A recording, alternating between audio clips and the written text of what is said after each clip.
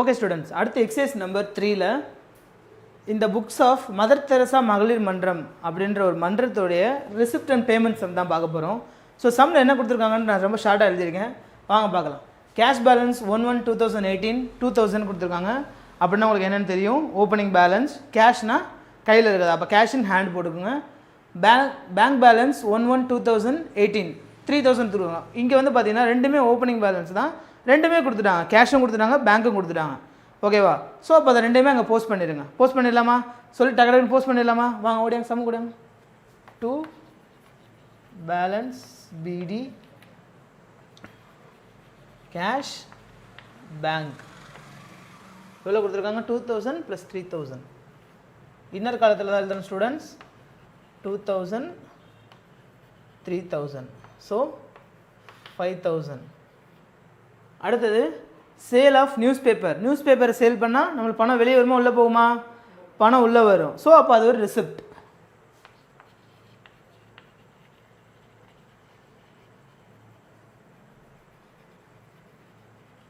எவ்வளவு? 7500. ஓகே.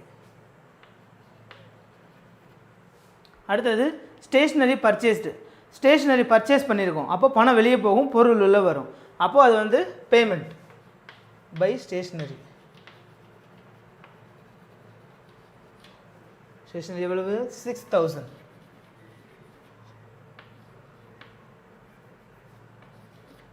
அடுத்தது audit fees paid. Fees pay பண்ணியிருக்கோம் ஆடிட்டருக்கு, ஸோ அது ஒரு பேமெண்ட்.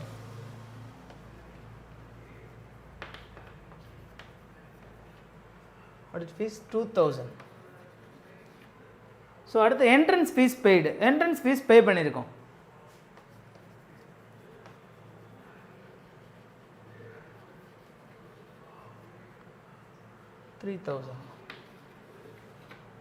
அடுத்தது சன்ட்ரி சார்ஜஸ்.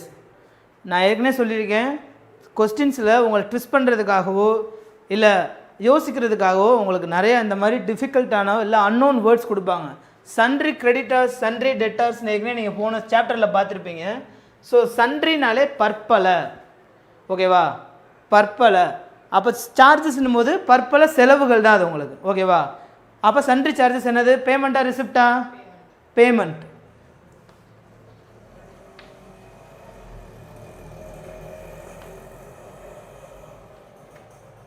சன்ட்ரி சார்ஜ் எவ்வளோ? 6000.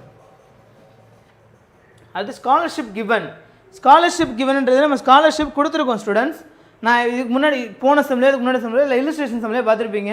ஏற்கனவே இந்த சிஎஸ்சியை பற்றி சொன்னேன், சாட் எக்ஸாம் எழுதுனா 75% ஸ்காலர்ஷிப் தருவாங்க. ஸோ அது வந்து நம்மளுக்கு ஒரு பேமெண்ட் தான்.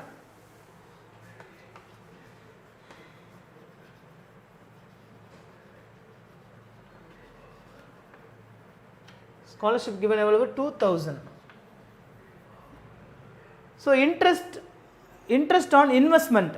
நம்ம பண்ணியிருக்க இன்வெஸ்ட்மெண்ட்லேருந்து ஒரு இன்ட்ரெஸ்ட் நம்மளுக்கு வந்திருக்கு. ஸோ அப்போது அது வந்து நம்மளுக்கு ஒரு ரிசிப்ட், ஓகேவா?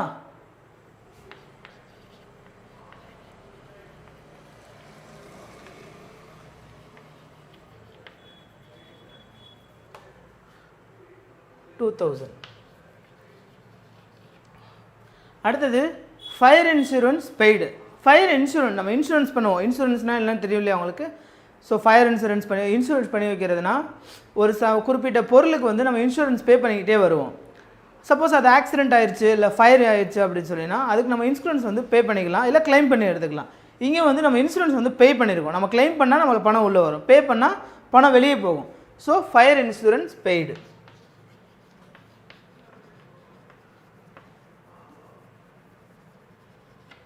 Fire insurance 1500. அடுத்தது சப்ஸ்கிரிப்ஷன் ரிசீவ்டு, ஓகேவா? அப்போ 2 சப்ஸ்கிரிப்ஷன் ரிசீவ்டு.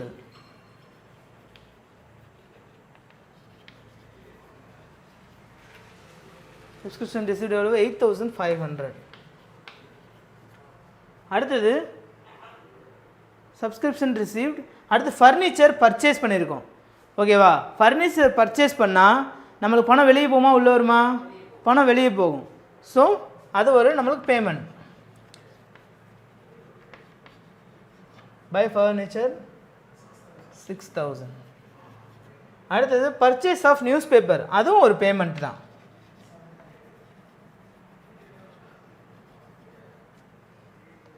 700. அடுத்தது depreciation on furniture. Okay students, இதை நல்லா நோட் பண்ணிக்கோங்க. டெப்ரிசியேஷன் ஆன் ஃபர்னிச்சர் இது எங்கே ஸ்டூடெண்ட்ஸ் வரும்னு நான் ஏற்கனவே சொன்னேன் நம்ம தியரி பார்ட் பார்க்கும்போது. இது வந்து இன்கம் அண்ட் எக்ஸ்பெண்டிச்சரில் மட்டும்தான் வரும். Sale of fixed asset and depreciation சொன்னேன், ஞாபகம் இருக்கா? Depreciation of machinery, furniture, building எல்லாமே இன்கம் அண்ட் எக்ஸ்பெண்டிச்சரில் மட்டும்தான் வரும். ஸோ இங்கே இதை என்ட்ரி பண்ணக்கூடாது. அடுத்தது கேஷ் பேலன்ஸ் 31/12/2018. அப்போ இது வந்து க்ளோசிங் பேலன்ஸ். அப்போ பை பேலன்ஸ் சிடி, புரியுதா? எவ்வளவு? 2500. அடுத்தது கன்வேயன்ஸ் பெய்டு. கன்வேயன்ஸ் அப்படின்னா ஒரு எக்ஸ்போர்ட்டர்ஸ்னு வச்சுக்கலாம், ஒரு பொருளை இங்கேருந்து கொண்டு போகிறவங்க, ஓகேவா? அவங்களுக்கு சம் அமௌண்ட் நம்ம வந்து பே பண்ணணும். இப்போது நீங்கள் ஒரு ட்ரஸ்ட் வச்சுருக்கீங்க, இல்லை ட்ரஸ்ட்டுக்கு வந்து நீங்கள் ஏதாவது செய்கிறீங்க அப்படின்னா, ஓகேவா, இங்கேருந்து நம்ம வந்து ட்ராவல் பண்ணி போவோம். ஸோ அது ஒரு எக்ஸ்பென்சஸ், அது ட்ராவல் எக்ஸ்பென்சஸ் வராது. இங்கேருந்து நம்ம ஒரு பொருளையோ இல்லை சம் அமௌண்ட் ஆஃப் பீப்புள்ஸ் இல்லைன்னா ஏதாவது ஃபர்னிச்சர், பில்டிங் இந்த மாதிரி ஏதாவது நீங்கள் ட்ரான்ஸ்ஃபர் பண்ணுங்கள். ட்ரான்ஸ்ஃபரிங் தான் இங்கே. கன்வேயன்ஸ்னால் ட்ரான்ஸ்ஃபர், அமௌண்ட் ட்ரான்ஸ்ஃபர் இதில் வராது ஸ்டூடெண்ட்ஸ். அதுக்கு வந்து நீங்கள் பே பண்ண மாட்டீங்க. அதாவது மெஷினரியாவது ட்ராவலிங்காக பண்ணி கன்வேயன்ஸ் பண்ணிங்கன்னா அதுக்கு வந்து கன்வேயன்ஸ் பே பண்ணி ஆகணும். ஸோ கன்வேயன்ஸ் பேமெண்ட்ன்றது பெய்டு வந்து பணம் வெளியே போகுது. ஸோ கன்வேயன்ஸ்ன்றது என்னது? ஒரு பேமெண்ட்.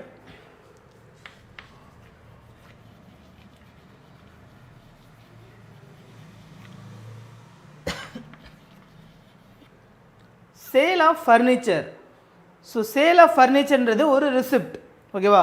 ஃபர்னிச்சரை விற்றுருக்கோம், விற்கும்போது பொருள் வெளியே போகும், பணம் உள்ளே வரும். அப்போ கேஷ் இன்ஃப்ளோ நடக்குது இங்கே. ஸோ சேல் ஆஃப் ஃபர்னிச்சர் எவ்வளவு? 4000.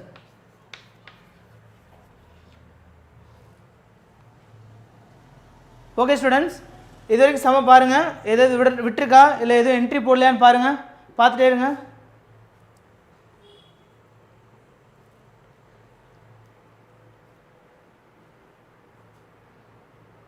பார்த்துட்டீங்களா?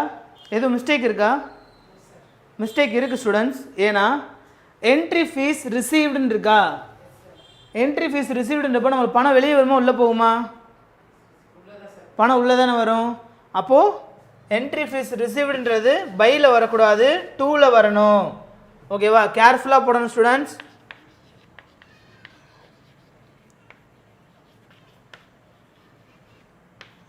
$3000, ஓகேவா?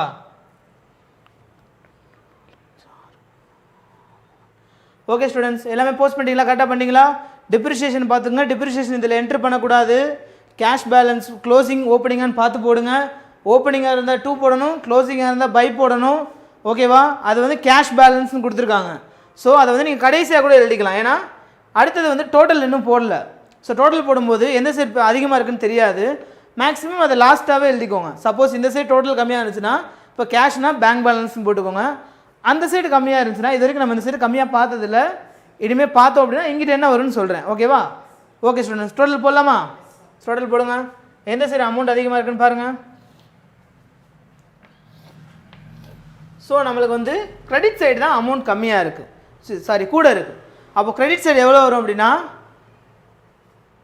27,700. 27,700. ஸோ அதே அமௌண்ட்டை இங்கிட்டும் போட்டுருங்க. ஸோ இங்கே நல்லா பாருங்கள் ஸ்டூடெண்ட்ஸ், இது வரைக்கும் நம்மளுக்கு கிரெடிட் சைடு மட்டும்தான் பேலன்ஸ் ஆகாமல் இருந்தது.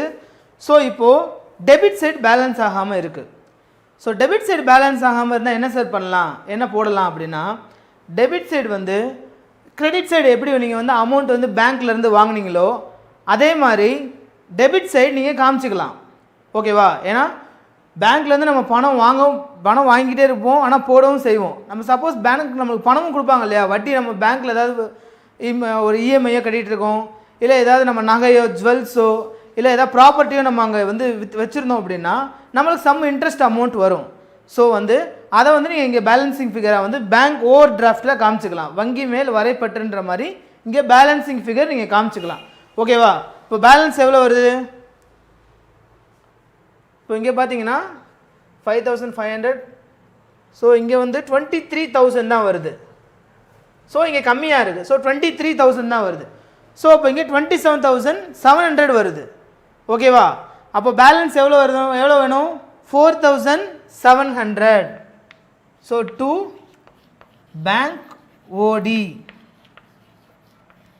பேங்க் ஓடினா ஓவர் டிராஃப்ட். இங்கே எழுதக்கூடாது, நான் உங்களுக்கு சும்மா தெரியறதுக்காண்டி எழுதி வைக்கிறேன். ஓடி அப்படின்னா ஓவர் டிராஃப்ட். ஓகேவா? ஓவர் டிராஃப்ட்னு போட்டுக்கலாம். ஸோ 4,700. இதுதான் இங்கே பேலன்சிங் ஃபிகர் ஸ்டூடெண்ட்ஸ். நீங்கள் இந்த சைடு டெபிட் சைடு உங்களுக்கு டேலியே ஆகலை அப்படின்னா, எந்தாவது பேலன்சிங் ஃபிகர் வருது அப்படின்னும் போது கன்ஃபார்மாக நீங்கள் பேங்க் ஓடி தான் போடணும், வேறு எதுவுமே போடக்கூடாது. அதே இது அங்கிட்டு பேலன்ஸ் ஆகலை அப்படின்னா க்ளோசிங் பேலன்ஸ் மெயின்டைன் பண்ணிக்கலாம். ஏன்னா இங்கே 2 பேலன்ஸுமே உங்களுக்கு வந்துருச்சு. சப்போஸ் இங்கே கேஷ் கொடுத்துட்டு பேங்க் வரல அப்படின்னா நம்ம பேங்க் பேலன்ஸாக மெயின்டைன் பண்ணி காமிச்சிக்கலாம். ஏன்னா பேங்க் வந்துருச்சு, அப்போது இங்கே பேங்க் ஓடி தான் வரும். ஓகேவா? அப்போ சார் இப்போ கேஷில் நீங்கள் ஏதாவது பண்ண முடியுமா? கேஷில் எப்படி ஓடி வரும்? கேஷில் நம்ம எதுவுமே பண்ண முடியாது ஸ்டூடெண்ட்ஸ். ஓகேவா? பேங்க் தான் ஒரே ஒரு வழி. ஸோ அப்போ பேங்க்கில் தான் ஓவர் டிராஃப்ட் பண்ண முடியும். அங்கே நம்ம ஓவர் டிராஃப்ட் பண்ண போன சமயம் ஞாபகம் இருக்கா? ஓவர் டிராஃப்ட் பே பண்ணோம் இல்லையா? ஸோ அதே மாதிரி தான் இங்கேயும். ஓகேவா? ஓகே ஸ்டூடெண்ட்ஸ், நோட் பண்ணிக்கோங்க. ஓகே ஸ்டூடெண்ட்ஸ், அடுத்தது எக்ஸசைஸ் நம்பர் 4. ஓகேவா? மயிலாடுதுறை ரெக்ரியேஷன் கிளப்போட ரெசிப்ட் அண்ட் பேமெண்ட் தான் ஃபார்ம் பண்ண போகிறோம். ஓகேவா ஸ்டூடெண்ட்ஸ்? ஸோ சம்மில் என்ன கொடுத்துருக்காங்கன்னு பார்த்துடலாமா? டேரெக்டாக சம் போஸ்டிங் போட்டுடலாமா ஸ்டூடெண்ட்ஸ்? ஓகேவா? போகலாமா? ஓப்பனிங் பேலன்ஸ் கேஷும் பேங்க்கும் ரெண்டுமே சேர்த்தே கொடுத்துட்டாங்க. ஸோ 15,000 25,000. ஓகேவா? ஸோ டு பேலன்ஸ் பிடி. So cash bank. ஸோ அந்த கேஷ் வந்து எவ்வளவு? 15,000.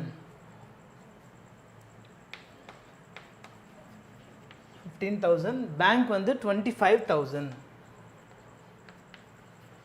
ஓகேவா? ஸோ ரெண்டையும் கால்குலேட் பண்ணால் 40,000. ஓகேவா? 40,000.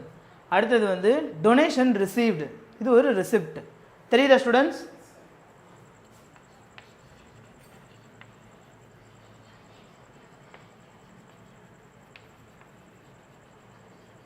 டொனேஷன் ரிசீவ்டு வந்து ஒரு ரிசிப்ட் 48,000.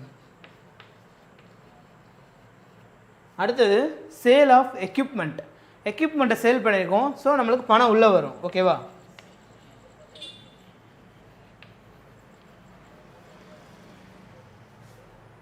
$26,000. அடுத்தது ரெஃப்ரெஷ்மெண்ட் சார்ஜஸ். ரெஃப்ரெஷ்மெண்ட் அப்படின்னா பேமெண்ட்டில் தான் வரும். ரெஃப்ரெஷ்மெண்ட்னா உங்களுக்கு என்னென்னு தெரியும்? காஃபியோ டீயோ இல்லை சம் ஸ்நாக்ஸோ பிரேக் ஹவர்ஸில் நம்மளுக்கு ஆஃபீஸ்லேயோ இல்லை நம்ம பேங்க்கில் ஆஃபீஸில் ஓகேவா ஸ்கூல்ஸில் எங்கே ஒர்க் பண்ணாலும் உங்களுக்கு தெரிஞ்ச ரெஃப்ரெஷ்மெண்ட் சொல்லி சம் இது பண்ணுவாங்க. காஃபி டீ எதாவது அரேஞ்ச் பண்ணி தருவாங்க. ஓகேவா? அதுக்கு தனியாக சார்ஜஸ்ன்னு பண்ணுவாங்க. அந்த சார்ஜஸ் தான் இங்கே பார்க்க போகிறோம். ஸோ ரெஃப்ரெஷ்மெண்ட் சார்ஜ்னாலே நம்மளுக்கு ஒரு செலவு தான், எக்ஸ்பென்சஸ் தான். எக்ஸ்பென்சஸ் எல்லாமே எங்கே வரும்? பேமெண்ட்டில் வரும்.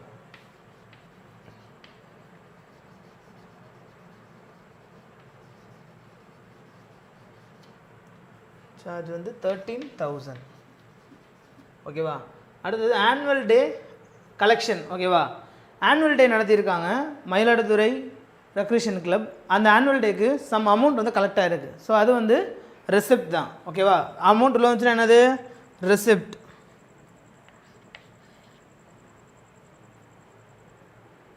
எவ்வளவு? 18,000.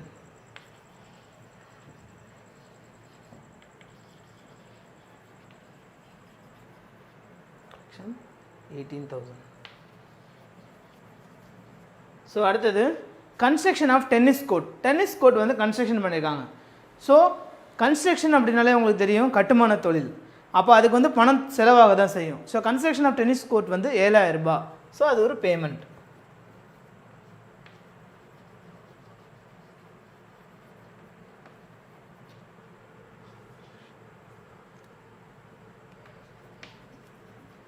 அடுத்து வந்து received charity show. Receipt of charity show.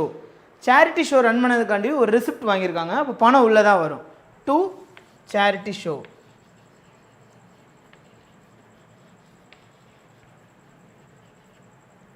அது எவ்வளவு? 4000. அடுத்தது rent paid for payment. Rent paid வந்து 1000. அடுத்தது வாட்ச்மேன் சேலரி பேமெண்ட். வாட்ச்மேனுக்கு சேலரி கொடுத்துருக்காங்க ஸ்டூடெண்ட்ஸ். ஸோ அது வந்து ஒரு பேமெண்ட். எவ்வளவு? 12,000. அடுத்தது கிளப் எக்ஸ்பென்சஸ், அது ஒரு பேமெண்ட். வச்சுருக்க கிளப்புக்கு செலவு செய்கிறனால அது ஒரு எக்ஸ்பென்சஸ் தான். கிளப் எக்ஸ்பென்சஸ் எவ்வளவு? 15,000. அடுத்தது லைட் சார்ஜ், இபி பில் அந்த மாதிரி சொல்ல, வாட்டர் சார்ஜ் அந்த மாதிரி சொல்ல, லைட் சார்ஜ். ஓகேவா? அதுவும் ஒரு எக்ஸ்பென்சஸ் தான். அது எவ்வளவு? 16,500. அடுத்தது entertainment charge. Entertainment charge, refreshment charge எல்லாமே ஒரு எக்ஸ்பென்சஸ் தான். ஓகேவா?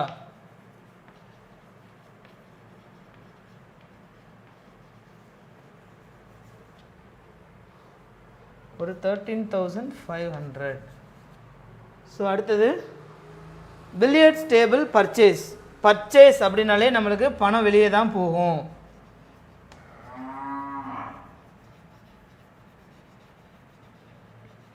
எவ்வளவு?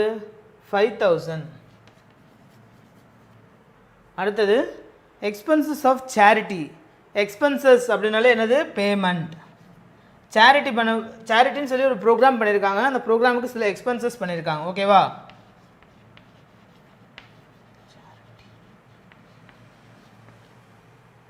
சேரிட்டி 3,000.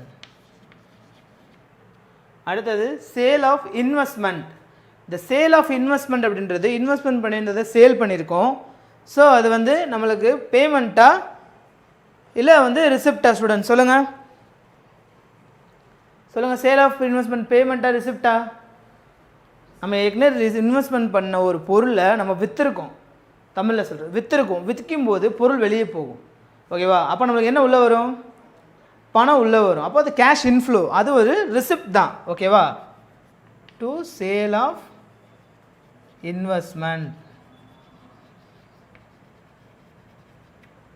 எவ்வளவு? 12,000. அடுத்தது க்ளோசிங் பேலன்ஸ். க்ளோசிங் பேலன்ஸ் வந்து அவங்க கேஷில் தான் கொடுத்துருக்காங்க ஸ்டூடெண்ட்ஸ். க்ளோசிங் கேஷ் பேலன்ஸ் இது தெரியலனா இங்கே நான் எழுதுவேன், பார்த்துக்குங்க. க்ளோசிங் பேலன்ஸ் வந்து அவங்க கேஷில் தான் கொடுத்துருக்காங்க. ஸோ வந்து பை பேலன்ஸ் சிடி போட்டு கேஷ் வந்து 12,000 கொடுத்துருக்காங்க. ஓகேவா? ஸோ எல்லாமே போஸ்ட் பண்ணியாச்சு. ஓகேவா ஸ்டூடெண்ட்ஸ்? எல்லாமே போஸ்ட் பண்ணியாச்சு. பார்த்துட்டிங்களா? ஓப்பனிங் பேலன்ஸ் எல்லாமே பார்த்துக்குங்க. போஸ்ட் பண்ணிக்கலாம் பாருங்கள். பார்த்துட்டிங்களா? டோட்டல் போட்டுடலாமா? ஸோ எந்த சைடு அதிகமாக இருக்குது? இந்த சைடு அமௌண்ட் காலம் போஸ்டிங்ஸ் நிறையா இருந்தாலும் அமௌண்ட் கம்மியாக இருக்குது. ஸோ அப்போ இங்கே தான் அமௌண்ட் அதிகமாக இருக்குது. ஓகேவா? ஸோ அமௌண்ட் வந்து எவ்வளோனா டெபிட் சைடில் வந்து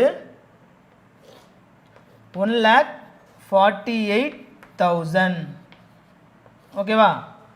அப்போது இதே அமௌண்ட்டு தான் இங்கேயும் போஸ்ட் பண்ணணும். 1,48,000. புரியுதா?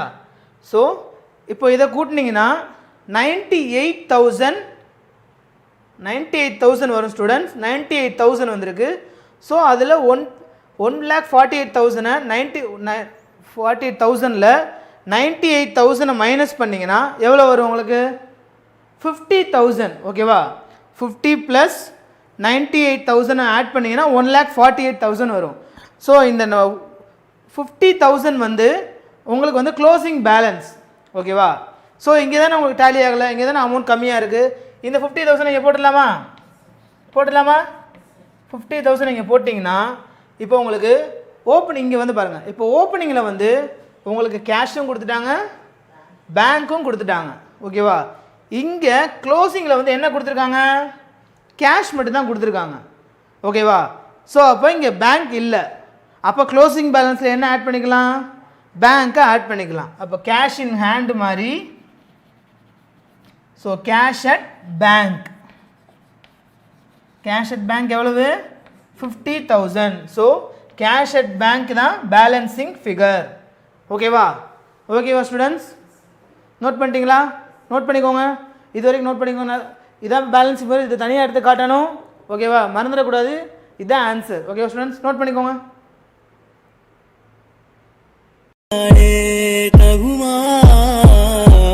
தென்மலை தேக்குக்கு நீதான் உந்தன் தோள்களில் இடம் தரலாமா?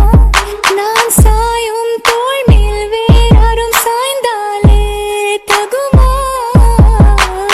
நீரும் செம்புல சேரும் கலந்தது போலே கலந்தவர் நான். வெல்கம் டு வெற்றி விகாஸ் அகாடமி ஸ்டூடெண்ட்ஸ். இன்றைக்கி நம்ம என்ன பார்க்க போகிறோம் அப்படின்னா, சாப்டர் 2ல் உள்ள இன்கம் அண்ட் எக்ஸ்பெண்டிச்சரோட ஃபார்மேட் தான் பார்க்க போகிறோம்.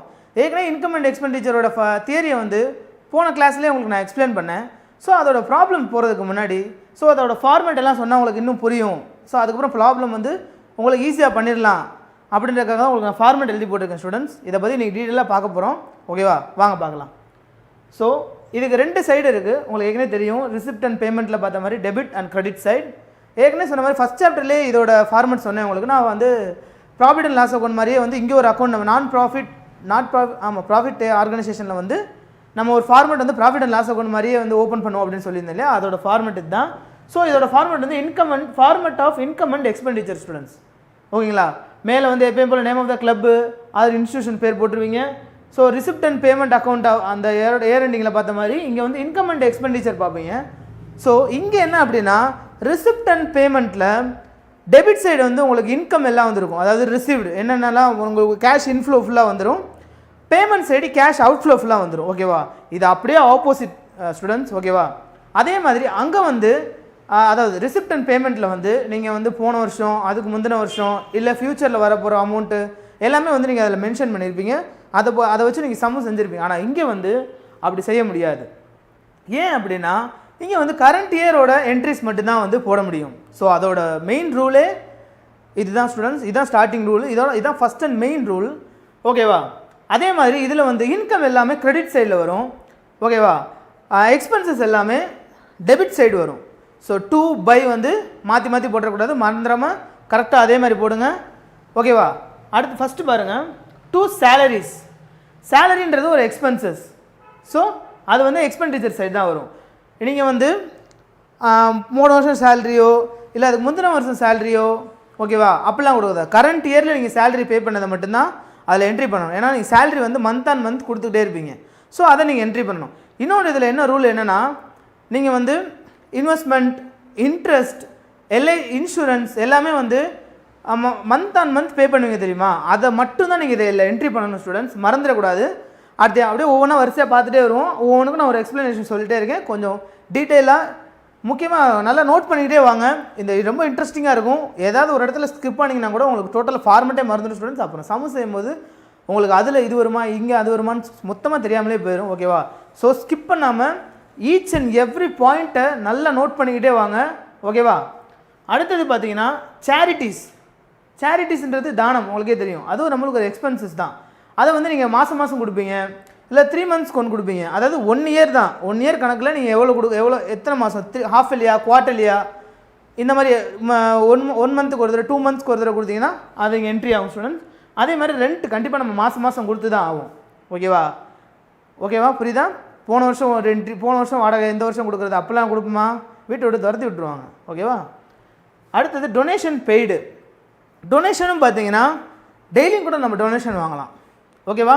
அதே மாதிரி வாரத்துக்கு ஒரு தடவை டொனேஷன் வாங்கலாம், மாதத்துக்கு ஒரு தடவை டொனேஷன் வாங்கலாம், 2 மாதத்துக்கு ஒரு தடவை வாங்கலாம். ஓகேவா? 6 மாதத்துக்கு ஒரு தடவை கூட டொனேஷன் வாங்கி கலெக்ட் பண்ணி அந்த இன்ஸ்டியூஷனோ ஆர்கனைசேஷனையோ ட்ரஸ்ட்டையோ ஒரு ஃபவுண்டேஷனோ ரன் பண்ணிக்கலாம். ஓகேவா? அதே மாதிரி loss on sale of asset. இதை நான் வந்து தியரியில் சொல்லும் போதே சொல்லியிருந்தேன். ஒரு ஃபிக்ஸட் அசட், அதாவது நீங்கள் லாங் டேர்மாக யூஸ் பண்ணுற ஒரு அசட் வந்து அதை வந்து ஈஸியாக வந்து நீங்கள் உடனே easy and change into quick manner into cash, அதாவது ஈஸியாக அதை பணமாக மாற்ற முடிஞ்சால் அது வந்து ஃபிக்ஸட் அசெட். ஸோ அதை நீங்கள் விற்கும்போது உங்களுக்கு லாஸா இல்லை ப்ராஃபிட்டா, அதை பார்க்குறது தான் loss on sale of asset. அதாவது இன்னும் உங்களுக்கு டீட்டெயிலாக சொல்லணும் அப்படின்னா, இப்போ நீங்கள் ஒரு கார் வச்சுருக்கீங்க, அந்த காரோட புக் வேல்யூ வந்து ஒரு 1 lakh, ஓகேவா? மார்க்கெட் வேல்யூவில் நீங்கள் வந்து அதை 90,000 கொடுக்குறீங்கன்னா அப்போ உங்களுக்கு எவ்வளோ லாஸு சொல்லுங்கள் ஸ்டூடெண்ட்ஸ்? 10,000 உங்களுக்கு லாஸ் ஆகும், ஓகேவா? 10,000 லாஸ் ஆகும். அப்போ வந்து loss on sale of asset. இதே ஒரு அந்த 1 lakh காரை நீங்கள் 1,20,000க்கு புக் வேல்யூவை விட மார்க்கெட் வேல்யூ கூட விற்றீங்கன்னா உங்களுக்கு எவ்வளோ ப்ராஃபிட்? 20,000. ஸோ அதை வந்து ப்ராஃபிட் ஆன் சேல் ஆஃப் அசெட்டில் போடணும், ஓகேவா? அடுத்தது டிப்ரிஷியேஷன், தேய்மானம். நீங்கள் அடிக்கடி நீங்கள் நிறையா பார்த்துருப்பீங்க. ஃபஸ்ட்டு சாப்டர்லேயே டிப்ரிஷியேஷன் என்னென்னா தேய்மானம். அதாவது பில்டிங்கில் டெப்ரிஷியேஷன் இருக்கும், மெஷினரியில் டெப்ரிஷியேஷன் இருக்கும். பைக் சொன்னேன் இல்லையா, இப்போது அதாவது 1.5 வருஷம் ஒரு 3 வருஷமாக ஒரு பைக் வச்சுருக்கீங்க.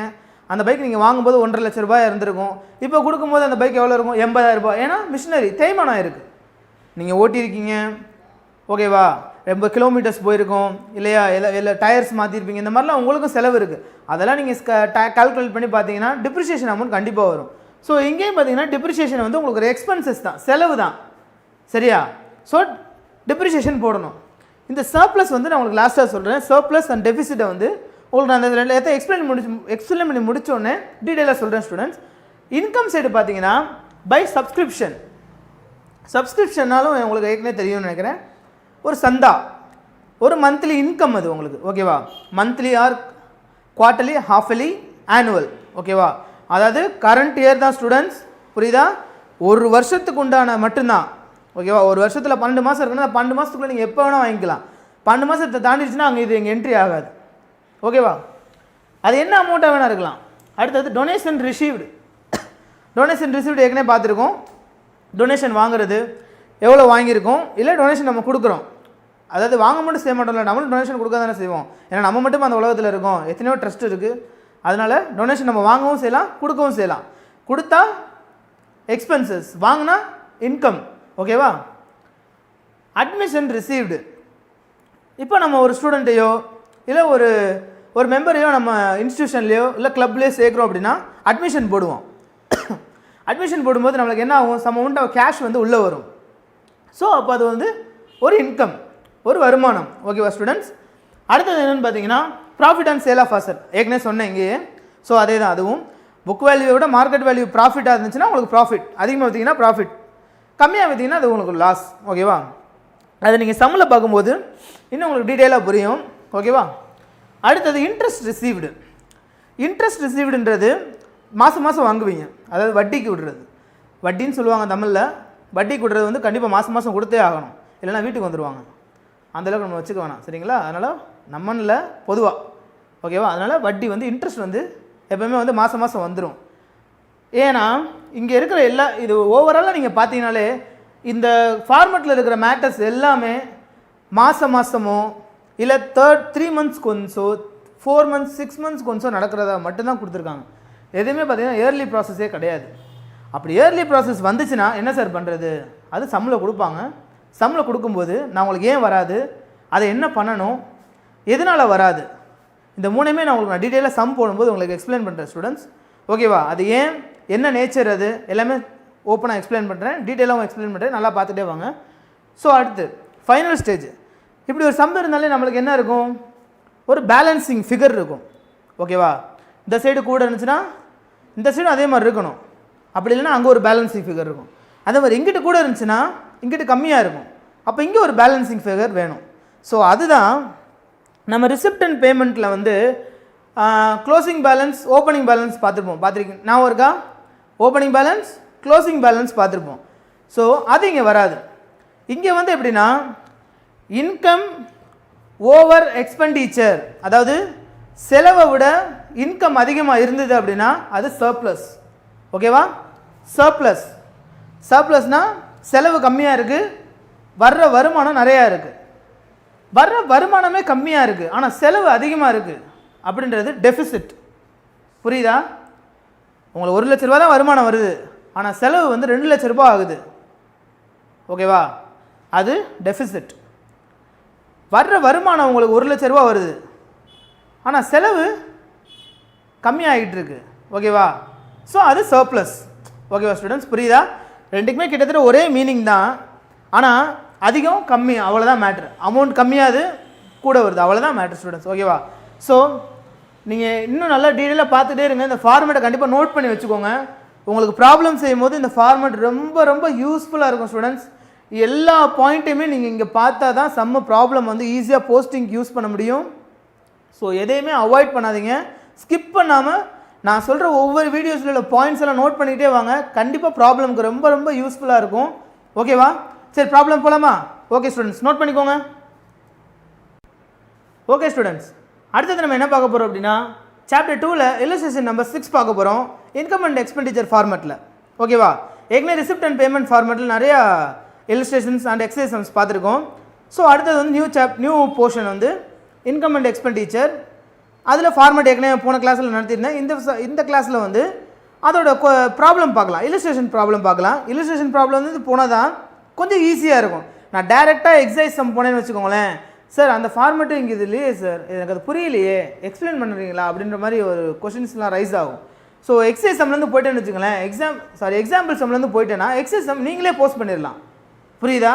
ஓகேவா? போகலாமா? அதாவது பாருங்கள், இல்லஸ்ட்ரேஷன் 6ல் பேஜ் நம்பர் 50 இருக்குது ஸ்டூடெண்ட்ஸ், எடுத்துக்கோங்க. நான் சொல்ல அதாவது இது ஏன் வராது, இது எதுக்கு வருதுன்னு சொன்னேன் இல்லையா போன தியரி கிளாஸஸில் ஃபார்மேட் நடத்தும் போது, அதை இப்போ எக்ஸ்பிளைன் பண்ணுறேன் ஃபுல்லாக. நீங்கள் புக்கை கையில் எடுத்துகிட்டு ஒவ்வொன்றா நோட் பண்ணிக்கிட்டே வாங்க. ஓகேவா? உங்களுக்கு அப்போ ஈஸியாக புரிஞ்சிடும்.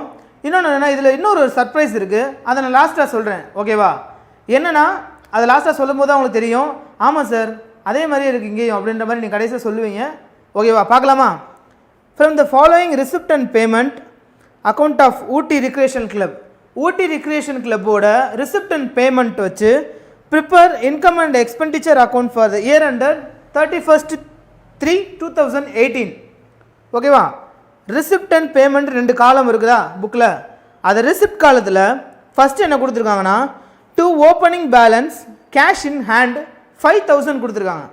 ஸோ ரிசிப்ட் அண்ட் பேமெண்ட்டில் ஓப்பனிங் பேலன்ஸ்னால் என்னது? ஒரு கேபிட்டல். ஓகேவா? அது ஒரு இன்கம். ஸோ இங்கே வந்து அது வருமா? தெரியலையே சார் அப்படின்னா வராது. ஏன் அப்படின்னா இங்கே வந்து கரண்ட் இயரோட என்ட்ரிஸ் மட்டும்தான் என்ட்ரி பண்ணுவோம். ஓகேவா? ஏன்னா ஃபார்மெட்டில் வந்து ஃபார்மெட் நடத்தும் போதும் சரி, இன்கம் அண்ட் எக்ஸ்பெண்டிச்சரோட தியரி சொல்லும் போதும் சரி சொன்னேன், இங்கே வந்து சில ட்ரிக்ஸ் அது இப்படி சொல்ல முடியாது, ஒரு கண்டிஷன்ஸ் அப்படின்னு சொல்லிக்கலாம். ஓகேவா? இதுக்குன்னு சில வரைமுறைகள் சட்டத்திட்டங்கள் அப்படின்னு சொல்லுவாங்க இல்லையா, இதுக்குன்னு அப்படி இருக்குது. மித்த அக்கௌண்ட் மாதிரி இதை மெயின்டைன் பண்ண முடியாது. ஓகேவா? இதுக்கு கொடுத்த ஃபார்மட், இதுக்கு கொடுத்த கண்டிஷன்ஸை வச்சு தான் இதை நம்ம ப்ரிப்பேர் பண்ண முடியும். ஓகேவா? ஸோ கேபிட்டலோ ஓப்பனிங் பேலன்ஸ் எல்லாமே ஒன்று தான். ஓப்பனிங் பேலன்ஸ் எதுவுமே வராது சார், அது கேஷ் உள்ளே தானே சார் இருக்குது, அப்போ அது இன்கம் தானே சார் அப்படின்னா வராது. ஏன்னா நான் மறுபடியும் சொல்கிறேன், இங்கே வந்து கரண்ட் இயர். ஓகேவா? கரண்ட் இயர் அதாவது 12 மாதத்தில் நடக்கிற என்ட்ரிஸ், நீங்கள் பணம் வருது போகுது, கொடுக்குறீங்க, வாங்குறீங்க, விற்கிறீங்க, அதாவது விற்றதுலேருந்து லாபம் வருது, அதை 1 இயருக்குள்ளே என்ன நடந்தாலும் இதில் நீங்கள் என்ட்ரி பண்ணிக்கலாம். 1 இயருக்கு மேலே ஒரு நாள் தாண்டினா கூட இதில் என்ட்ரி பண்ண முடியாது. ஏன்னா இதோட கண்டிஷன்ஸ் அப்படி. ஓகேவா? நீ நிறைய ஆட்லெலாம் பார்க்குற மாதிரி கண்டிஷன்ஸ் அப்ளை அப்படின்னு சொல்லிப்பாங்க பார்த்தீங்களா, அந்த மாதிரி income and expenditure conditions apply அந்த ஃபார்மெட். ஓகேவா? So to opening balance cash in hand 5,000 வராது. ஓகேவா? அடுத்தது டு ரெண்ட் ரிசீவ்டு. ரெண்ட் ரிசீவ்டுன்றது இன்கம் அண்ட் எக்ஸ்பெண்டிச்சரை பொறுத்த வரைக்கும் ஒரு இன்கம். ஏன்னா ரெண்ட் வந்து ரிசீவ் ஆகுது.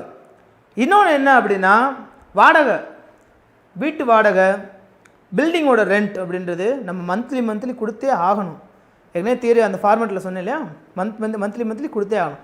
ஸோ இது ஒரு இன்கம். அப்போது income side by income received.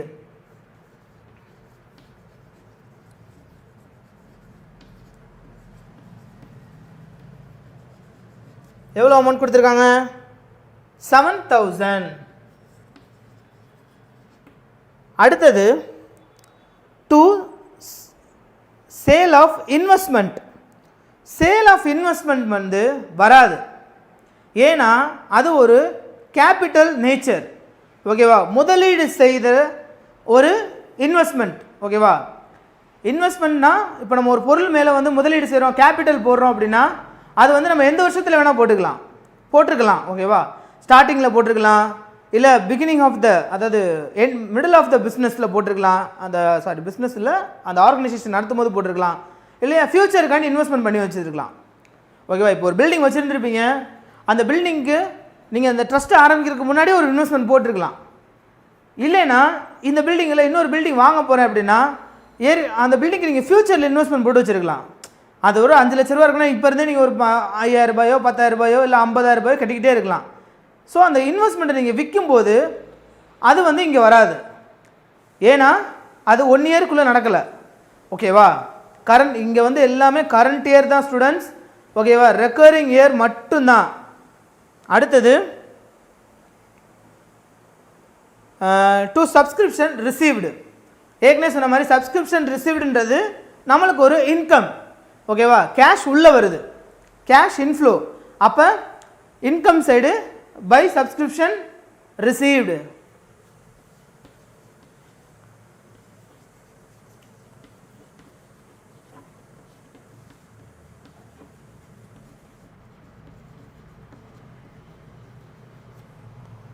By subscription received எவ்வளவு? 54,000.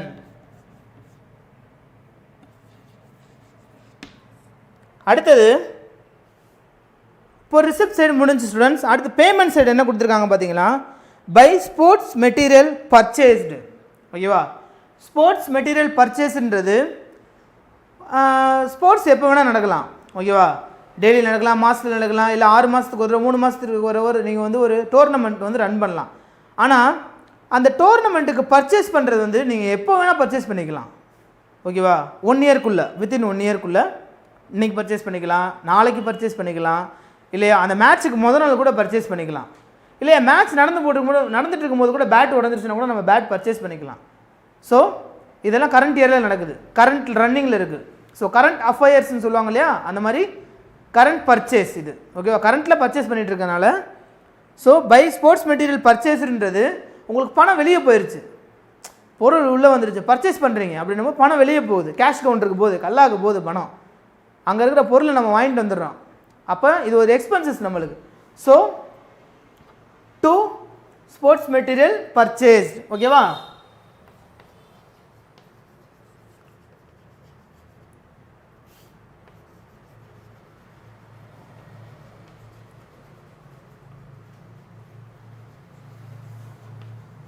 எவ்வளவு? 10,000 ஓகேவா. அடுத்தது ஸ்டேஷ்னரி பெய்டு. அந்த ஊட்டி ரெக்ரியேஷன் கிளப்பில் சம் ஸ்டூடெண்ட்ஸோ இல்லை நிறையா ஸ்டூடெண்ட்ஸ் இருக்காங்கன்னு வச்சுக்கோங்களேன், இல்லை ஒரு அவங்களுக்குன்னு தனியாக ஸ்டூடெண்ட்ஸ் இல்லை, ரெக்ரியேஷன் கிளப்னா ஸ்டூடெண்ட்ஸ் இல்லாமல் நிறைய பேர் இருக்காங்கன்னா, ஸோ ஏதாவது ஸ்டேஷ்னரிஸ் ஒர்க் தேவைப்படும் கண்டிப்பாக. ஸ்டூடெண்ட்ஸுக்கும் இல்லை, பொதுவாக ஒரு ஆஃபீஸோ புரியுதா, ஆஃபீஸோ எங்கே இருந்தாலும் சரி ஒரு ஸ்டேஷ்னரி பொருள் கண்டிப்பாக ஒரு பென்ன்றது தேவைப்படும், அது ஒரு ஸ்டேஷ்னரி தான். ஷார்ப்னர், ஸ்டேஷ்னரி ஐட்டம்னாலே உங்களுக்கு ஷார்ப்னர், ரப்பர் எல்லாமே ஒரு ஸ்டேஷ்னரி ஐட்டம் தான் ஓகேவா. ஸோ அப்போ அந்த இன்ஸ்டியூஷன் வந்து ஸ்டேஷ்னரி வந்து பர்ச்சேஸ் பண்ணியிருக்காங்க, ஸ்டேஷ்னரிக்கு பர்ச்சேஸில் பெய்ட் பண்ணியிருக்காங்க அமௌண்ட். அப்போ பணம் வெளியே போகுதா உள்ளே வருதா? பணம் வெளியே போகுது ஓகேவா. அப்போ அது நம்மளுக்கு ஒரு எக்ஸ்பென்சஸ் சரியா. அப்போ டு ஸ்டேஷ்னரி பெய்டு எவ்வளோ அமௌண்ட்டு?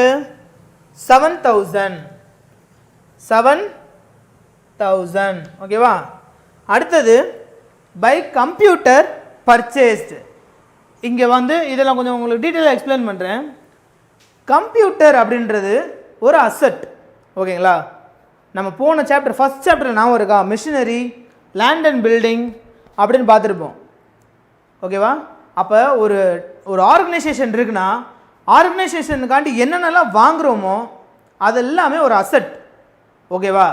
அப்போ கம்ப்யூட்டர்ஸ் வாங்கியிருப்போம், டேபிள் வாங்கியிருப்போம், ஃபேன் ஓகேவா, அங்கே இருக்கிற சிசிடிவி கேமராஸ் எல்லாமே ஒரு அசட் தான் ஓகேவா. ஸோ அப்போ இந்த கம்ப்யூட்டர் பர்ச்சேஸ்ன்றது எப்போ வேணால் நடந்திருக்கலாம் ஓகேவா. சப்போஸ் நம்மளுக்கு கம்ப்யூட்டர் பர்ச்சேஸ் டான், இது என்ன year? 31 March 2018. Computer purchase done 30 இல்லை 27 பிப்ரவரின்னு கொடுத்துருந்தாங்க, 27 பிப்ரவரி 2018 கொடுத்துருந்தாங்க, நம்ம கண்டிப்பாக போட்டுடலாம், ஏன்னா கரண்ட் இயரில் நடந்திருக்கு. டேட் மென்ஷன் பண்ணியிருந்தாங்கன்னா நம்ம கண்டிப்பாக போட்டிருக்கலாம், அது எக்ஸ்பென்சஸா இல்லை இன்கமாக நம்ம போட்டிருக்கலாம். ஆனால் அங்கே டேட் கொடுக்கல. ஸோ அப்போ நம்ம அதை எப்படி கன்சிடர் பண்ணணும் அப்படின்னா அது ஒரு அசட் கன்சிடர் பண்ணணும். ஓகேவா? ஏன்னா இந்த பிஸ்னஸ் வந்து இப்போ நடக்கலை, இந்த வருஷத்துக்கு தான் கிரியேட் பண்ண சொல்லியிருக்காங்க. ஸோ அப்போ இந்த பிஸ்னஸ் எப்போயோ ஸ்டார்ட் ஆகிருக்கலாம், அப்போ அந்த அசட் எப்போயோ வாங்கியிருக்கலாம். ஓகேவா?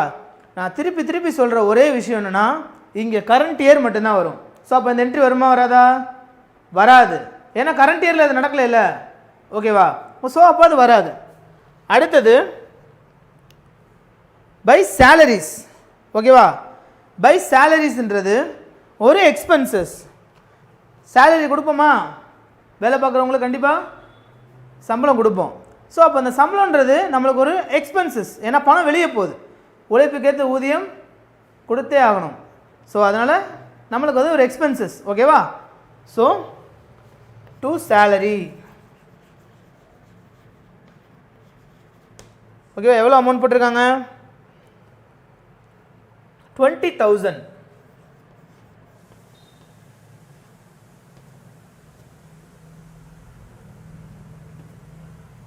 அடுத்தது வேறு எதுவும் கொடுத்துருக்காங்களா? க்ளோசிங் பேலன்ஸ் கொடுத்துருக்காங்க பாருங்கள் கீழே.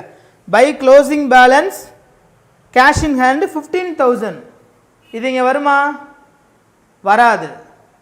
ஏன்னா க்ளோசிங் பேலன்ஸ்ன்றது ஒரு கேபிட்டல் நேச்சர், கேபிட்டல் இங்கே வராது. ஓகேவா சார்? அப்போ அந்த வருஷத்தில் டேட்டு கொடுத்துருந்தாங்கன்னா வருமா சார்? வராது. ஏன்னா அது எப்போ வந்து இந்த பிஸ்னஸில் போட்டதுன்னே நம்மளுக்கு தெரியாது.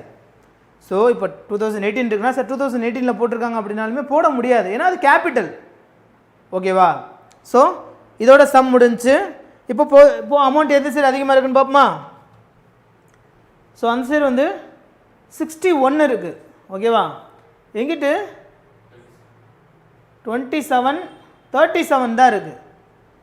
ஓகேவா? நல்லா பாருங்கள் என்ன இருக்காங்க. பை ரெண்ட் ரிசீவ்டு எவ்வளோ வாங்க? 10,000. சாரி ஸ்டூடெண்ட், சாரி ரெண்ட் வந்து 10,000. ரெண்ட் ரிசீவ்டு தானே, இன்கம் ரிசீவ்டுன்னு போட்டிருக்கு. Sorry students, sorry. By rent received 10,000. So 64,000 தான் டோட்டல். ஓகேவா ஸ்டூடெண்ட்ஸ்? தெரியுதா? இது வரைக்கும் காலம் தெரியுதா? இங்கே கீழே தெரியுதா? Okay students. ஸோ 64,000 தான் பெரிய அமௌண்ட்.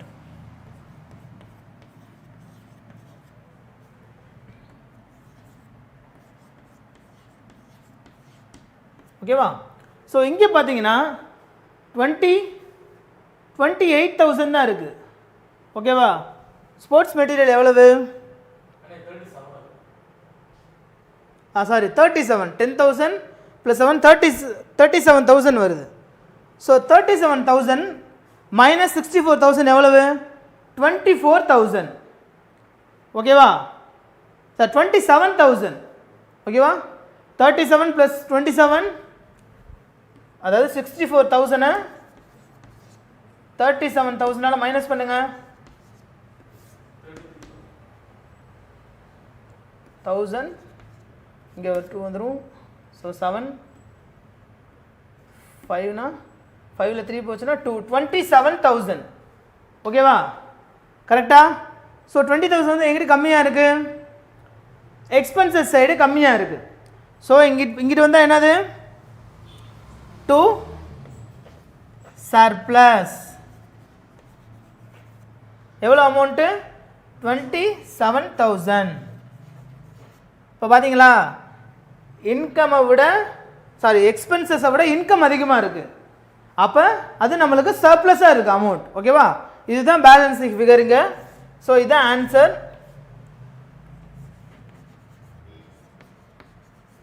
ஓகேவா? ஸோ இங்கே என்ன எழுதணும் அப்படின்னா excess of income over expenditure அப்படின்றத மென்ஷன் பண்ணணும்.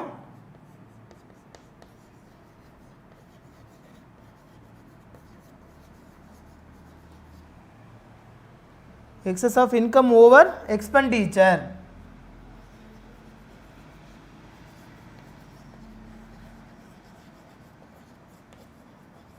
ஓகேவா? ஸோ கண்டிப்பாக இதை எழுதுனீங்கன்னா மார்க் கண்டிப்பாக கொடுப்பாங்க ஸ்டூடெண்ட்ஸ். எவ்வளோ மார்க்ஸ்னு சரியாக ஞாபகம் இல்லை எனக்கு, ஆனால் மார்க்ஸ் கண்டிப்பாக கொடுப்பாங்க. ஸோ இவ்வளோ தான் ஸ்டூடெண்ட்ஸ் சம். ஈஸியாக இருக்கா? ஸோ அந்த சர்ப்ரைஸ் உடைக்கவா? சர்ப்ரைஸ் என்ன அப்படின்னா, நீங்கள் ரிசிப்ட் அண்ட் பேமெண்ட்டில் ரிசிப்ட்டு இன்கம் ரிசிப்ட் அண்ட் பேமெண்ட்டுன்னு எழுதியிருப்பீங்க. ஸோ இங்கே கொஸ்டின்ஸில் என்ன கொடுத்துருப்பாங்கன்னா ரிசிப்ட் அண்ட் பேமெண்ட்டுன்னு கொடுத்துருப்பாங்க இல்லையா? அதில் 2 சைடு பார்த்தீங்கன்னா 2 சைடு வந்து ரிசிப்ட் ஃபுல்லாக கொடுத்துருப்பாங்க, இங்கிட்டு பை சைடு கொடுத்துருப்பாங்க. ரொம்ப சிம்பிளாக சொல்லணும் அப்படின்னா அந்த 2 சைடு உள்ளதெல்லாம் பார்த்தீங்கன்னா இங்கிட்டு பையில் இருக்கும். நீங்கள் கொஸ்டினை பாருங்கள். இன்னொன்று ஈஸியான என்னென்னா இங்கிட்டு பையில் உள்ளது எல்லாமே இந்த 2ல் இருக்கும், அப்படியே ஆப்போசிட்டாக இருக்கும். நீங்கள் கொஸ்டினை பாருங்களேன். நம்ம என்ன செஞ்சோம்? இங்கிட்டு தானே அந்த 2 ரிசிப்ட் எல்லாத்தையும் படித்தோம். இப்போ எங்கிட்ட இருக்குது? பை சைடு இருக்குது. இப்போ அங்கிட்டு படித்த பேமெண்ட்லாம் எங்கிட்ட இருக்குது? இங்கிட்ட எக்ஸ்பென்சஸில் இருக்குது. ஓகேவா? புரியுதா ஸ்டூடெண்ட்ஸ்? இவ்வளோ தான் சம். இன்னும் டீட்டெயிலாக புரியணும் அப்படின்னா அடுத்த சம் நடத்துகிறேன். அடுத்தடுத்து எக்ஸசைஸ் 2 சம் நடத்துகிறேன். ஓகேவா? இன்னும் டீட்டெயிலாக பார்க்கலாம். கண்டிப்பாக நோட் பண்ணிக்கிறீங்களா? ஓகே ஸ்டூடெண்ட்ஸ், நோட் பண்ணிக்கோங்க. ஓகே ஸ்டூடெண்ட்ஸ், அடுத்தது இல்லஸ்ட்ரேஷன் 7. ஓகேவா? From the following receipt and payment account of Tiruchi recreation club. Tiruchi recreation கிளப்போட ரிசிப்ட் அண்ட் பேமெண்ட் அக்கௌண்ட்டை வச்சு prepare income and expenditure account for the year ended 31st March 2018. So heading எழுதிக்கோங்க. In the books of Tiruchi recreation club income and expenditure account for the year ended 31st March 2018. ஓகேவா? அடுத்தது சம்மில் என்ன கொடுத்துருக்காங்க சம்ம பார்ப்போமா? Receipt and payment side. ஓகேவா? இங்கே வராதிங்க, கொஸ்டின்ஸில் பாருங்கள். பக்கத்துலேயே உங்களால் முடிஞ்சால் பக்கத்தில் குறிச்சிக்கோங்க. எது எக்ஸ்பென்சஸ் இல்லை எது இன்கம், சாரி எக்ஸ்பெண்டிச்சர், எது இன்கம், ஏன் எதுக்குனால அப்படின்றத காரணத்தையும் நான் சொல்லுவேன், அதையும் குறித்து வச்சுக்கோங்க. சரிங்களா? ஸோ அதே மாதிரி போன சம் மாதிரியே பார்த்தீங்கன்னா இங்கேயும் 2 opening balance cash in hand வருமா? வராது. Very good students. அடுத்தது 2 டிவிடெண்ட் ரிசீவ்டு. டிவிடெண்ட் ரிசீவ்டு அப்படின்னோடனே டேரெக்டாக கொண்டு போய் அங்கே போய் போட்டுடலாம் இன்கமில். ஆனால் டிவிடெண்ட்னா என்னென்னு தெரியணும்ல? டிவிடெண்ட்னா லாப பங்கு. ஓகேவா? Share of profit. ஓகேவா? ஸோ ஒரு ஆர்கனைசேஷன் ரன் பண்ணுறோம், அந்த ஆர்கனைசேஷனில் ஒரு ப்ராஃபிட் கிடைக்குது. ஸோ ஆர்கனைசேஷன் வந்து ஒரு ஆள் மட்டும் நடத்த முடியாது இல்லையா? ஸோ ஒரு 10-15 மெம்பர்ஸ் இருக்காங்கன்னா அந்த ப்ராஃபிட்டை வந்து ஷேர் பண்ணுறாங்க பார்த்தீங்களா? ஸோ அதோட இன்னொரு பேர் தான் டிவிடெண்ட். ஸோ இப்போ நான் இருக்கேன் அப்படின்னு வச்சுக்கோங்களேன், ஏன்னா அந்த கம்பெனிலேயோ ஒரு ஆர்கனைசேஷனில் மெம்பராக இருக்கேன் அப்படின்னா எனக்கு அந்த ப்ராஃபிட்லேருந்து ஒரு பர்சன்டேஜ் வரும். ஓகேவா? ஸோ அதை வந்து ஏன்னா நான் வந்து எப்படி அந்த புக்ஸில் மெயின்டைன் பண்ணணும் அப்படின்னா டிவிடெண்ட் ரிசீவ்டுன்னு மெயின்டைன் பண்ணணும். ஓகேங்களா? ஏன்னா ஷேர் அப்படின்னு போட்டிங்கன்னா ஷேருன்றது எல்லாத்துக்குமே ஒரே பர்சன்டேஜ் தான் இருக்கும். ஆனால் டிவிடெண்ட்றது எனக்கு 5% இருக்கலாம், என்னோடய ரிலேஷனுக்கு ஒரு 25% இருக்கலாம், அப்படி இருக்கலாம். ஸோ டிவிடெண்ட் ரிசீவ்டுன்றது நீங்கள் ரொம்ப ஐயோ டிவிடெண்டா அப்படிலாம் நீங்கள் சொல்லணும். ஈஸியாக சொல்லணும்னா லாப பங்கு, ஷேர் ஆஃப் ப்ராஃபிட், அவ்வளோதான். டிவிடெண்ட் ரிசீவ்டுன்றது ஒரு ரிசீவ்ட் நம்மளுக்கு, ஒரு இன்கம் நம்மளுக்கு. ஸோ இங்கே வந்து 2ல் போட்டிருக்காங்களா? By dividend received.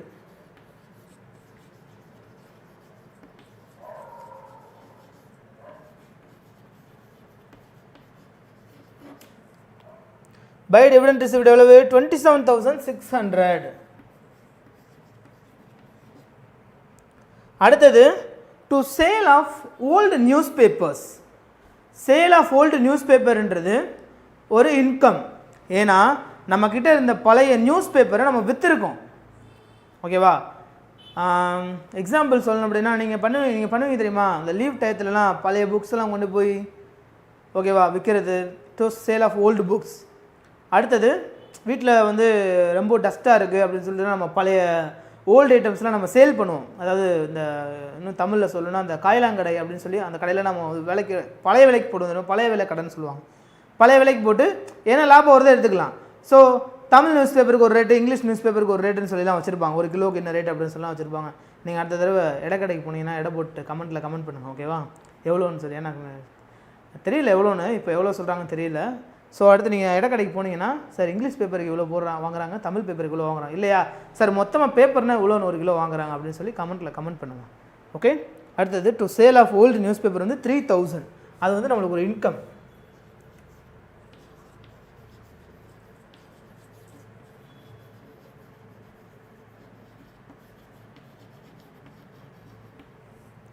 Sale of old newspaper வந்து 3000. ஸோ அடுத்தது 2 மெம்பர்ஸ் சப்ஸ்கிரிப்ஷன். மெம்பர்ஸோட சப்ஸ்கிரிப்ஷன் வந்து இந்த திருச்சி ரெக்ரியேஷன் கிளப்புக்கு ரிசீவ் ஆகிருக்கு. 2 மெம்பர்ஸ் சப்ஸ்கிரிப்ஷனாலே நம்மளுக்கு ரிசீவ்டு தானே, ஓகேவா? ஸோ அது வந்து by members subscription.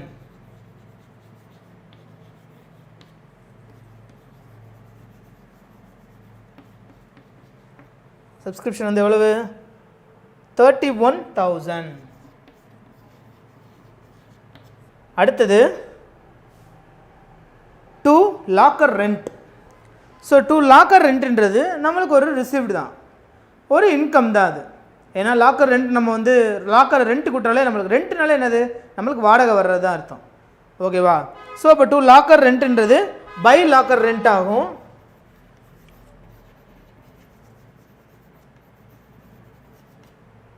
By locker rent எவ்வளவு? 8,000. அடுத்தது 2 இன்ட்ரெஸ்ட் ஆன் இன்வெஸ்ட்மெண்ட். நம்ம இன்வெஸ்ட்மெண்ட் பண்ணலதுலையோ இல்லை இன்னொருத்தவங்க, அதான் சாரி நம்ம இன்வெஸ்ட்மெண்ட் பண்ண ஒரு பொருள்லேருந்து நம்மளுக்கு ஒரு வட்டி வருது, இன்வெஸ்ட்மெண்ட் வருது, இன்ட்ரெஸ்ட் வருது அப்படின்னா நம்மளுக்கு அது ஒரு இன்கம், ஓகேவா? அப்போ கேஷ் இன்ஃப்ளோ. ஸோ அது வந்து என்னது? By investment, interest on investment.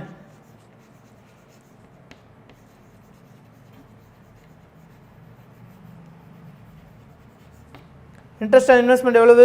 1,250, ஓகேவா? அடுத்தது சேல் ஆஃப் ஃபர்னிச்சர். ஃபார்மெட்டில் பார்த்தோம் இல்லையா, loss on sale of asset, profit on sale of asset. ஒரு புக் வேல்யூன்னு ஒன்று சொன்னேன், ஞாபகம் இருக்கா உங்களுக்கு? மார்க்கெட் வேல்யூ, புக் வேல்யூன்னு சொன்னேன் இல்லையா? இங்கே சம்மில் கொடுத்துருக்காங்க பார்த்தீங்களா? என்ன கொடுத்துருக்காங்க அப்படின்னா, டு சேல் ஆஃப் ஃபர்னிச்சர் 5,000. ஆனால் புக் வேல்யூ வந்து 4,400 ரூபாய். ஸோ ஃபர்னிச்சரோட சேல் எவ்வளவு? 5,000 ரூபாய், ஓகேவா? புக் வேல்யூ எவ்வளவு?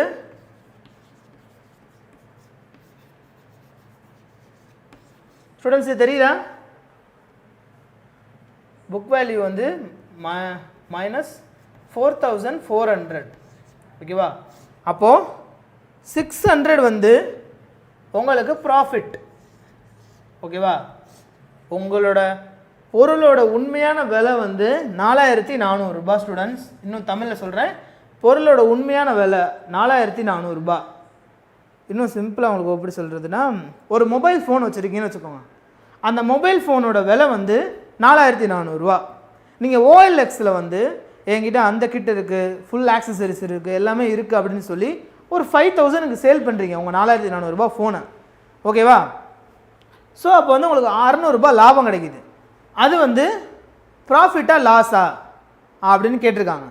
To sale of asset, to sale of furniture வந்து 5,000, புக் வேல்யூ வந்து 4,400, ஓகேவா? இந்த இப்போ நீங்கள் மைனஸ் பண்ணி பார்க்கலே தெரிஞ்சிடும். சேல் வந்து புக் வேல்யூ வந்து இவ்வளோ தான் இருக்குது, ஆனால் சேல் வந்து இவ்வளோ இருக்குது, கூட இருக்குது, சேல் அதிகமாக பண்ணியிருக்கீங்க, அதிக விலைக்கு சேல் பண்ணியிருக்கீங்க, அப்படியே தெரிஞ்சிடும் அது ஒரு ப்ராஃபிட்டாக லாஸான்னு சொல்லி. ப்ராஃபிட்டாக லாஸா? அது ப்ராஃபிட், 600 ப்ராஃபிட், ஓகேவா? ஸோ அப்போ ப்ராஃபிட்ன்றப்போ எங்கே வரும்? இங்கே தான் வரும், ஓகேவா? So by profit on sale of asset, sale of furniture, sorry, என்ன விற்றுறீங்களோ அது பேர். ஃபர்னிச்சர் எவ்வளவு? இந்த இதை அப்படியே இங்கே அங்கே பண்ணி காமிச்சிருங்க. 5,000 மைனஸ் 4,400, அதாவது புக் வேல்யூ மைனஸ் சேல், ஓகேவா? பண்ணிங்கன்னா 600. அடுத்தது பை ஃபர்னிச்சர் பர்ச்சேஸ்டு, ஓகேவா? ஃபர்னிச்சர் பர்ச்சேஸ் பண்ணியிருக்கீங்க. ஸோ அது வந்து ஒரு அசட்டை பர்ச்சேஸ் பண்ணனால அது உங்களுக்கு இன்கமா எக்ஸ்பெண்டிச்சரா? சொல்லுங்கள், இன்கமா எக்ஸ்பெண்டிச்சரா? அது வந்து வராது உங்களுக்கு. ஏன் அப்படின்னா ஃபர்னிச்சர் வந்து நீங்கள் ஸ்டார்டிங்லேயே வாங்கியிருப்பீங்க, புரியுதா? ஃபர்னிச்சர் வந்து இந்த பிஸ்னஸ் ஸ்டார்ட் ஆகும்போதே வாங்கியிருப்பீங்க. ஸோ அப்போ வந்து இங்கே வந்து கரண்ட் இயரோட அக்கௌண்ட் மெயின்டைன் பண்ணுறதுனால இங்கே ஃபர்னிச்சர் வராது, ஓகேவா? அடுத்து என்ன கொடுத்துருக்காங்க? பை ரெண்ட்டுன்றது டெய்லி வந்து மாதம் மாதம் கட்டுற வாடகை, அது ஒரு எக்ஸ்பென்சஸ். ஓகேவா? ஸோ அப்போ இங்கே ரெண்ட் வரும். இப்போ பை ரெண்ட் கொடுத்துருக்காங்க, அப்போ டூ ரெண்ட். டூ ரெண்ட் எவ்வளவு? 2800. 2800. அடுத்து செக்ரட்டரிஸ், சம் அசோசியேஷனோட செக்ரட்டரிஸ், ஸோ ஃப்ளாட்ஸு, அப்பார்ட்மெண்ட்ஸ், இதில் இருக்க செக்ரட்டரிஸ்லாம் வந்து ஹானரேரியம் பெய்ட் பண்ணியிருக்காங்க. ஹானரேரியம்னா போனதுலேயே நான் உங்களுக்கு என்னன்னு சொன்னேன். ஹானரேரியம் அப்படின்னா நன்கொடை. தெரியலன்னா மறுபடியும் எழுதி போகிறேன் ஸ்டூடெண்ட்ஸ், நோட் பண்ணிக்கோங்க.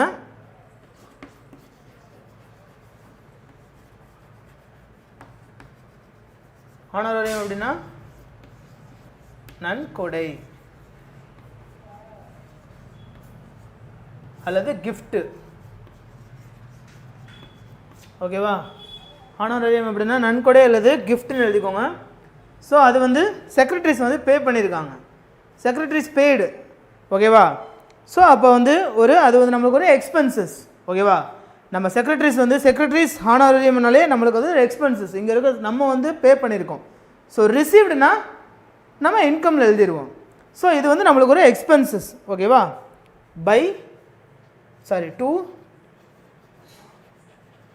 செக்ரட்டரி ஹானரேரியம் எவ்வளவு? 15,000. அடுத்தது பை போஸ்டேஜ். போஸ்டேஜ்ன்றது ஆல்மோஸ்ட் உங்களுக்கு தெரியும், அது ஒரு எக்ஸ்பென்சஸ்.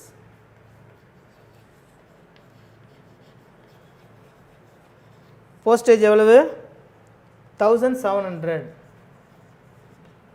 அடுத்தது ஜென்ரல் எக்ஸ்பென்சஸ். ஜென்ரல் எக்ஸ்பென்சஸ்னால் பொதுவான செலவுகள். எக்ஸ்பென்சஸ்னாலே செலவுகள் தான். So to general expenses.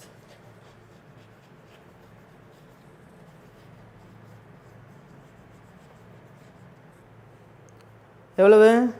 4350. அடுத்தது by printing and stationery. Printing and stationery அப்படின்னாலே நம்மளுக்கு அது ஒரு எக்ஸ்பென்சஸ் தான். ஓகேவா? ஏன் அப்படின்னா பிரிண்ட் பண்ணியிருக்கோம், ஸ்டேஷ்னரி பை பண்ணியிருக்கோம், வாங்கியிருக்கோம் அப்படின்னாலே நம்மளுக்கு சம் அமௌண்ட் வெளியே தான் போகும். சம் அமௌண்ட்டில் lots and lots of amount வெளியே தான் போகும். ஸோ அது ஒரு எக்ஸ்பென்சஸ் தான்.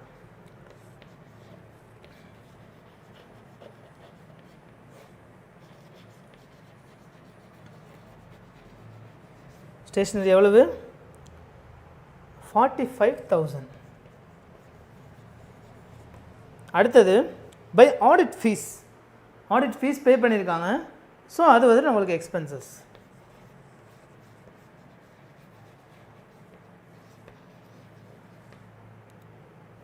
$5,000. ஸோ அடுத்தது லாஸ்ட் என்ன கொடுத்துருக்காங்க? By closing balance.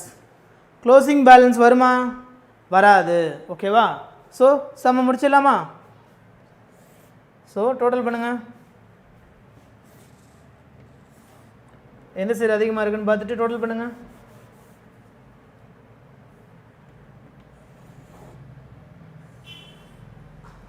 எந்த சைடு அதிகமாக இருக்குது? இந்த சைடு தான் அதிகமாக இருக்குது. ஓகேவா? ஸோ டோட்டல் வந்து 73,850.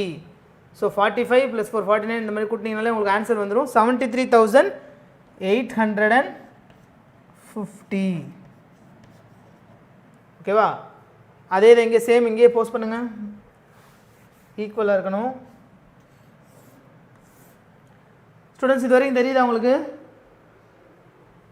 73,850. 73,850.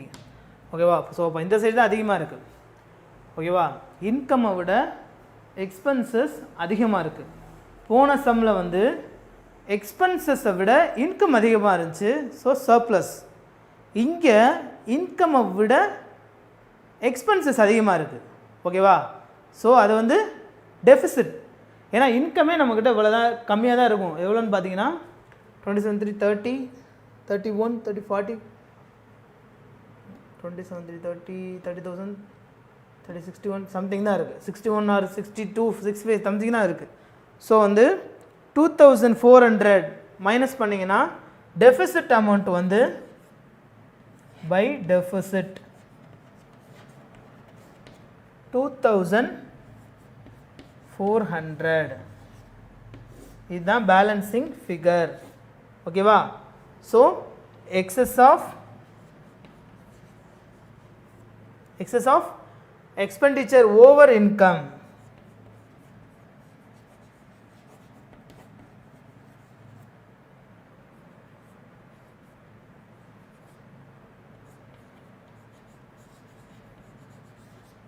expenditure over income. ஓகேவா ஸ்டூடெண்ட்ஸ்? புரியுதா ஸ்டூடெண்ட்ஸ்? நோட் பண்ணிக்கோங்க.